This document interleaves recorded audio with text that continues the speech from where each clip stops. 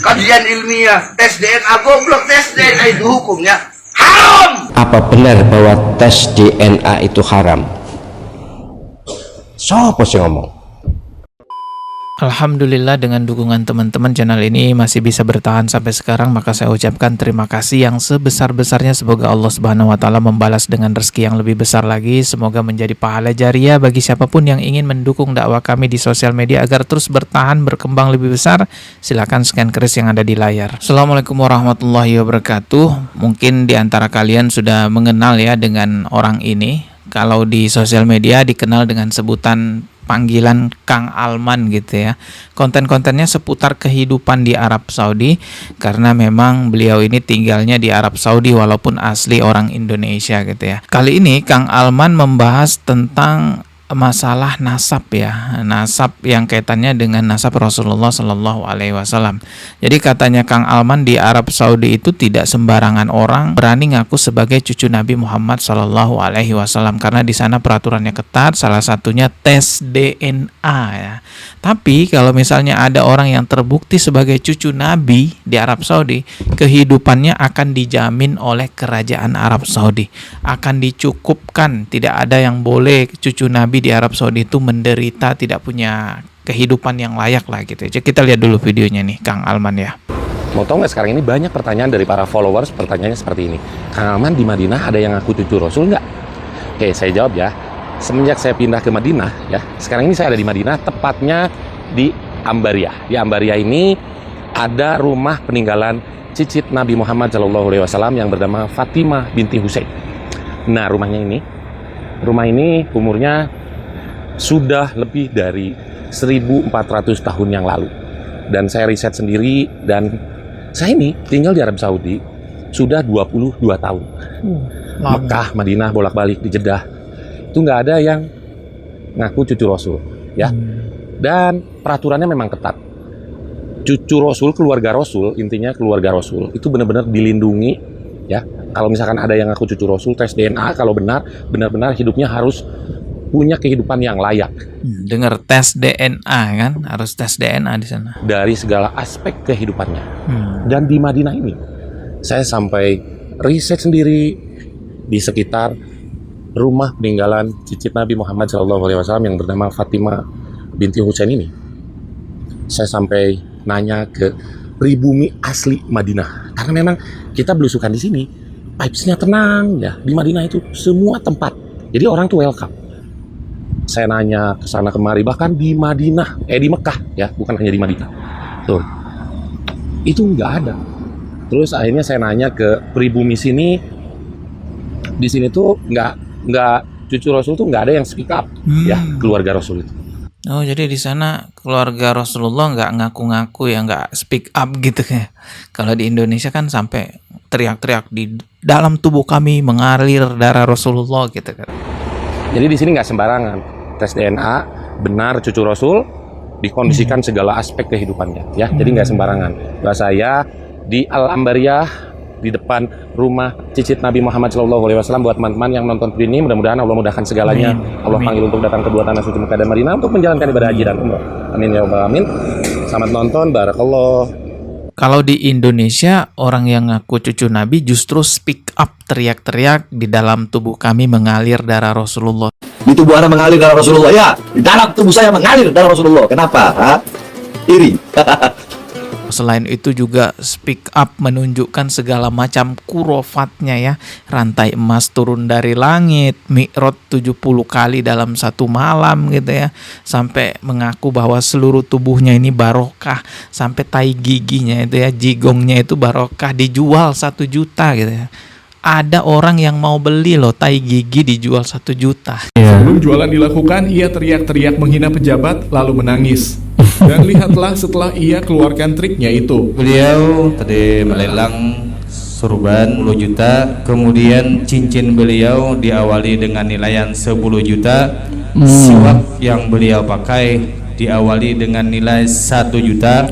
Siwak yang beliau pakai ya, siwak yang yang sudah dipakai kan bau jigong ya teman-teman ya.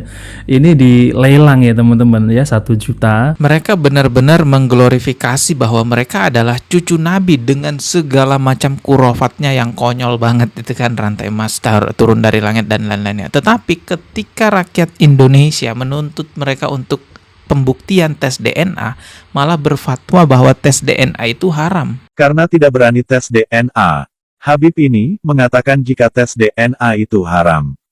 Kajian ilmiah, tes DNA goblok, tes DNA itu hukumnya haram. Nah makanya orang belajar di mana nggak tahu. Makanya harus belajar itu pakai sanad ilmu yang benar ya. Nah, makanya jauhi sifat Di Arab Saudi sudah semenjak tahun 1000-an udah menggunakan tes DNA untuk salah satu verifikasi nasab. Tapi di Indonesia justru malah mereka yang ngaku sebagai keturunan Nabi haram katanya tes DNA. Dan fatwa tersebut juga sebenarnya sudah dibantah oleh berbagai macam ulama di Indonesia bahwasanya tes DNA itu tidak haram. Salah satu ulama yang membantah fatwa tes DNA haram yaitu Profesor Dr. Kiai Haji Ahmad Zahro.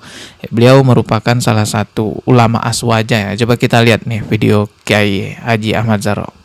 Prof, lapo, apa benar bahwa tes DNA itu haram? Siapa sih ngomong? Tes DNA haram. Tes DNA itu ini ilmu genetika, ya masalah nasab habaib itu loh. Atas dasar apa diharamkan? Tidak. Kalau kecuali ada temuan betul-betul diharamkan. Apalagi kalau ini darurat, ini penting, ini urgent. Al-hajah tanzilu manzilat ad-darurah. Kepentingan atau kebutuhan itu menduduki posisi darurat. Nah, wad-darurah itu tubihul mahzurat. Keadaan darurat itu membolehkan sesuatu yang mestinya tidak boleh. Itu kaidah fikih ad-daruratul bihul mahdurat. Sesuatu yang awalnya dilarang itu bisa saja diperbolehkan dengan alasan darurat. Tapi tes DNA kan bukan sesuatu yang dilarang gitu ya. Tidak ada dalil yang melarang tes DNA. Bihul mahdurat, keadaan darurat itu membolehkan sesuatu yang mestinya tidak boleh. Ini tidak ada dalilnya yang melarang. Kok diharamkan? Ya saya sejujurnya saya pernah menonton dikirimi video Habib Rizik menyatakan orang yang ngaku habaib wajib tes DNA. Habib Rizik sendiri juga pernah mengatakan bahwa orang yang ngaku cucu Nabi itu memang harus tes DNA biar kelihatan bahwa DNA-nya sesuai dengan DNA Rasulullah. Bagaimana DNA yaitu yang dimiliki oleh Nabi tersebut bisa dicocokkan oleh seluruh pongkol-pongkol Quraisy yang ada di dunia ini ya ikhwan. Bahkan itu juga bisa menjadi bukti bahwa setiap keturunan Nabi yang hidup pada hari ini pasti ada yaitu unsur kesamaan DNA dengan DNA Nabi. Membuktikannya lewat rambut yang ditinggalkan oleh Nabi, saudara. Alhamdulillah. Jadi kalau Habib palsu ketahuan tuh kalau diperiksa. DNA Nabi kemana, DNA-nya kemana ya kawan? Itu jelas ya perkataan Habib Rizik tadi tentang tes DNA. Sebenarnya kita bukan mau menjatuhkan mereka ya, bukan mau menjatuhkan martabat mereka dengan membuktikan bahwa mereka bukan cucu Nabi. Tidak. Kalaupun mereka terbukti bukan cucu Nabi, toh kita tetap menghormatinya sebagai sesama manusia.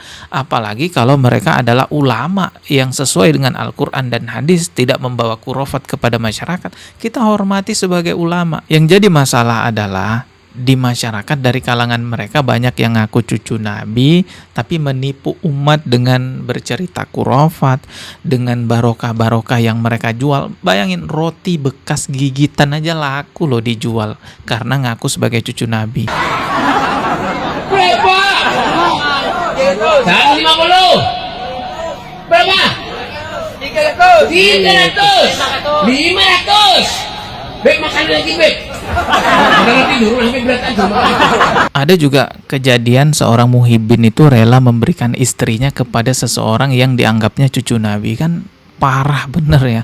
Makanya di Indonesia tuh memang sudah seharusnya ada pembuktian mereka-mereka yang ngaku cucu Nabi. Hal ini juga demi menjaga nama baik Rasulullah. Kalau memang mereka beneran cucu Nabi, kenapa takut sih untuk tes DNA gitu kan? Kalau memang beneran cucu Nabi tuh nanti akan terbukti kan ada kesamaan genetik antara DNA dia dengan DNA Rasulullah. Seperti yang dijelaskan tadi Habib Rizik, DNA dia kemana, DNA Rasulullah kemana gitu. Jadi kalau Habib palsu ketahuan tuh kalau diperiksa.